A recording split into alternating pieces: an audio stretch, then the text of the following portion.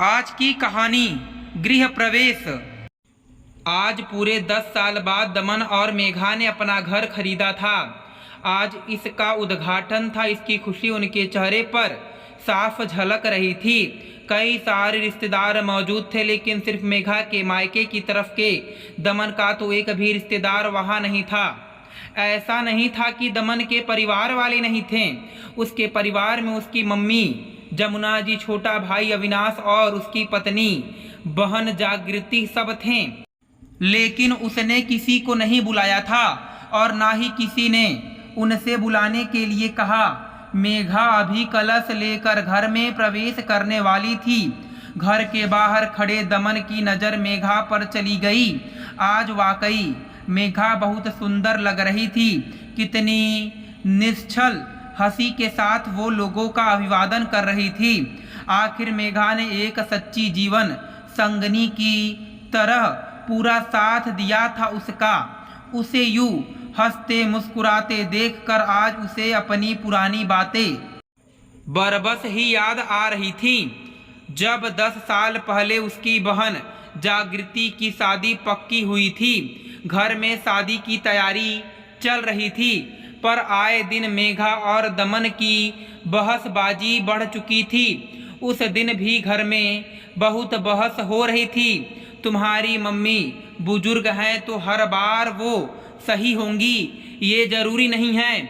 बड़े बुजुर्ग भी गलतियां करते हैं। मेघा अपने पति दमन से बोली, बस तुमसे तो कुछ होता नहीं है और बेवजह मम्मी के पीछे पड़ी रहती हो। उन्होंने तुमसे ज़्यादा उम्र देखी है, तुमसे बेहतर तरीके से जानती हैं कि घर कैसे चलाना है, रिश्तेदारी कैसे निभानी है। इसलिए अपनी जबान बंद ही रखो और मम्मी के खिलाफ मुझे भड़काना बंद करो। दमन ने कहा, समझ क्यों नहीं रहे हो तुम? इतना सब करके एक तरफ से तुम लोग अपनी बहन के ससुराल वालों के लालच को बढ़ा रहे हो। इतना सिर उठाना भी सही नहीं है। कर्ज ले लेकर तुम लोग ये सब किए जा रहे हो, बाद में चुकाना भी तो तुम्ही को पड़ेगा ना। मेघा ने कहा, सच कहा है किसी ने कि एक भाभी ननद को देखकर कभी खुश नहीं होती। मेरी बहन की शादी के मैटर में तुम्हें बीच में अपनी टांग अड़ाने की जरूरत नहीं है। मैं और मम्मी सब संभाल लेंगे। तुमसे काम होता है तो ठीक है, नहीं तो तुम भी एक तरफ हाथ बांध कर बैठ जाओ। दमन ने हाथ जोड़कर कहा। ये सुनकर मेघा की भी आंखों में आंसू आ गए और दमन उसे यूं ही कमरे में छोड़कर चला गया। घर में ले देकर 5 सदस्य ही तो थे।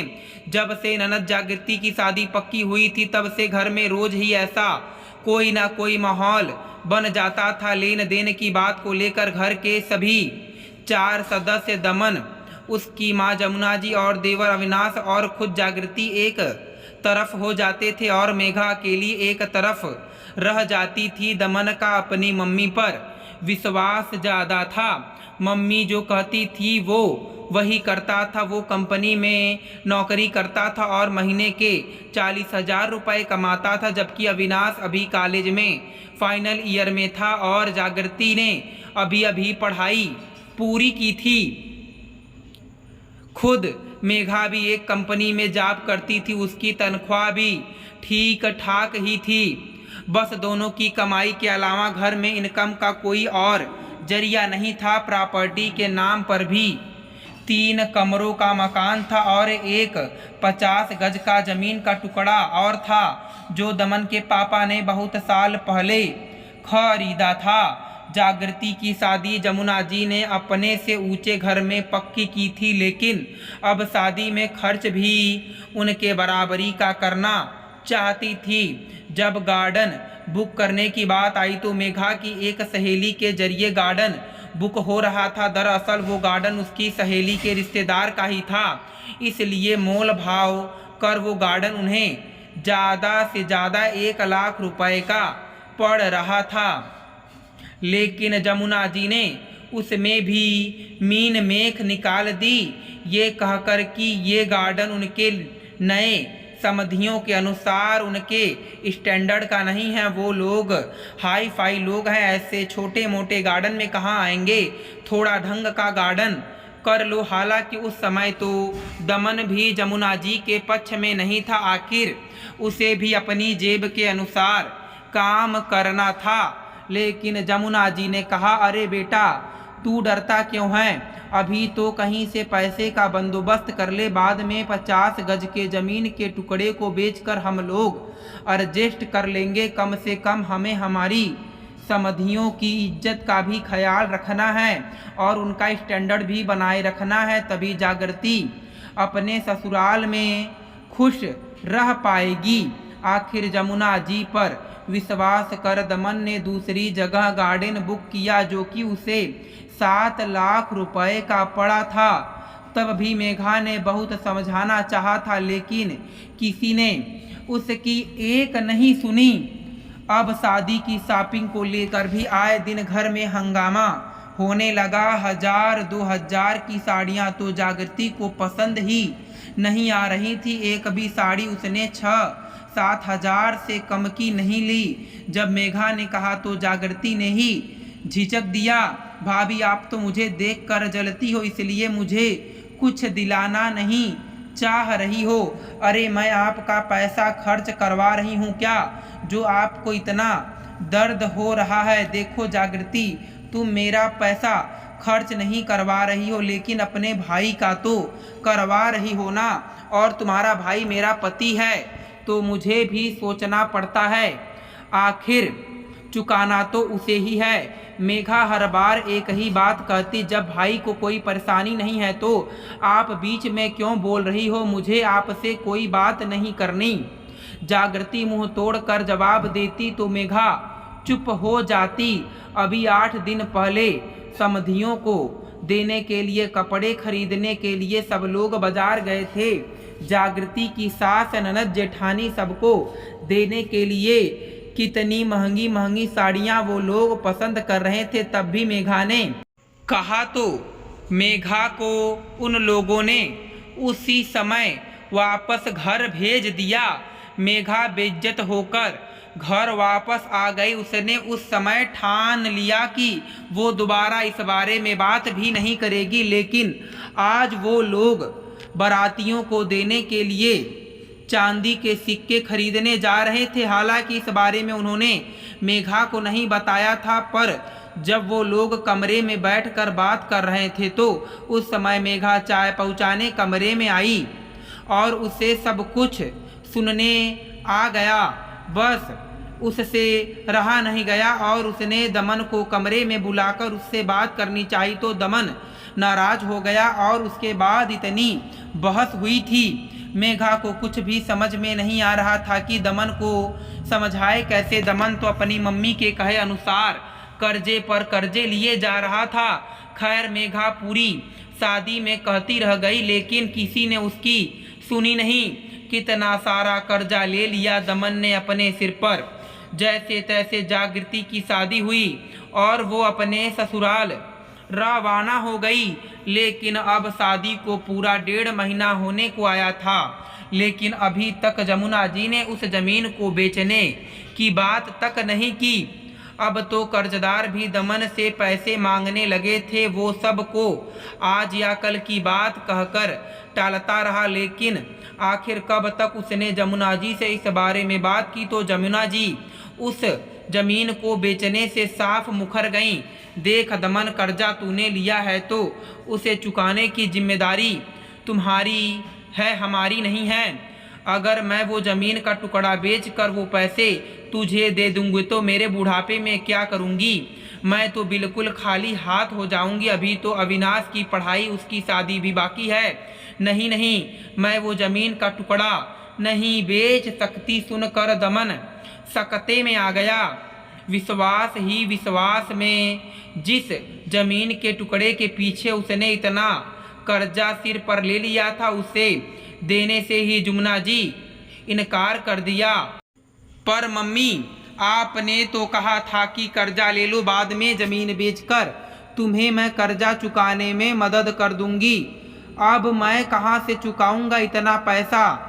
दमन ने कहा, तो और क्या कहती मैं, ये तेरी बीवी तो हर चीज में टांग अड़ा रही थी, कुछ भी हमारी मर्जी का करने ही नहीं दे रही थी। और फिर तुम दोनों पति पत्नी मिलकर कमाते हो, कर्जा तो तुम लोग चुका ही सकते हो। यह जमीन का टुकड़ा मेरे भविष्य के लिए है, मैं तो कुछ नहीं देने वाली, कहकर जमुना जी ने इस बात को वहीं खत्म कर दिया।